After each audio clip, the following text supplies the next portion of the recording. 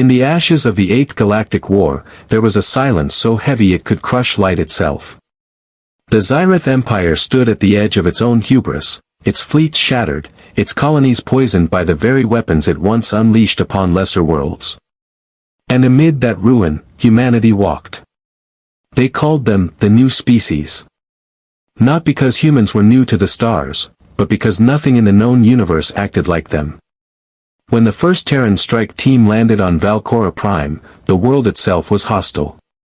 Every vine, every root, every gust of wind carried venom so lethal that even armored Xyrath soldiers would dissolve within moments of contact. It was a death world, a living chemical weapon, and it had devoured entire battalions before. But then came the humans. They didn't wear sealed suits. They didn't deploy drones to clear the terrain. They walked into the toxin storm, wrapped in nothing but metal and madness, and survived. At first, the Xyrath scholars believed it was an illusion, some primitive stunt of genetic engineering. So they tested. They studied. A Xyrath professor, flesh pale and trembling beneath his respirator, observed as a captured human soldier knelt beside one of Valcora's crimson plants. The plant pulsed, exuding vapors that killed every known form of oxygen-breathing life within seconds. The professor's mandibles quivered as he whispered, "This plant kills in seconds." And the human, still smiling through cracked lips, plucked a leaf, rolled it between his fingers, and whispered back, "We call that seasoning." He crushed it, snorted the dust, and walked away laughing. That day, the Xyrath learned something far worse than defeat. They learned fear. Because the galaxy had seen monsters before. It had seen conquerors, devourers, and god machines. But it had never seen a species that took poison and called it flavor. Never seen a people who stared into chemical hellfire and built homes inside it. They ran tests, of course.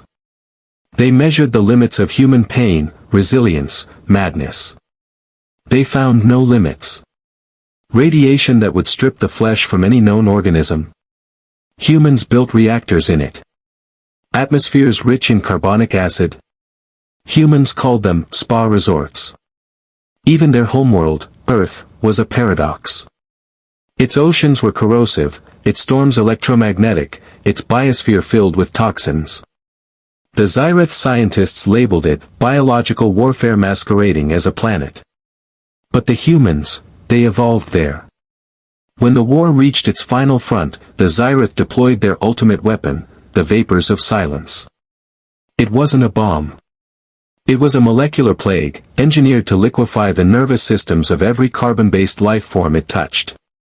Planets turned into screaming fog. And humanity stood in the storm, coughing, laughing.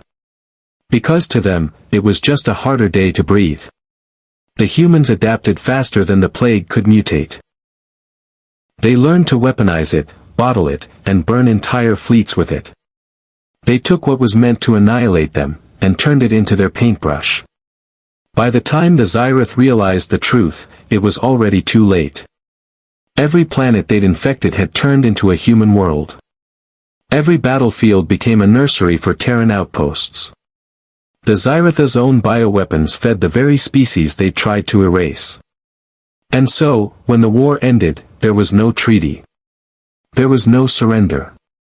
There was only silence, and the soft crackle of human radios echoing across sterilized galaxies. In the archives of the Xyrath Academy, a final log was found, written by that same trembling professor. It read, "Do not study humanity. Do not approach them. Their biology is not science, it is defiance made flesh. They do not fear extinction. They are extinction, wearing a smile." And somewhere, on a quiet Terran outpost orbiting a dead sun, a soldier stood by a field of crimson plants, the same kind that once killed empires. He crushed a leaf between his fingers and threw it into a pot of boiling stew. The steam rose like ghostlight, filling the air with the scent of iron and ash. He tasted it, smiled, and whispered to the void, "Tastes like home."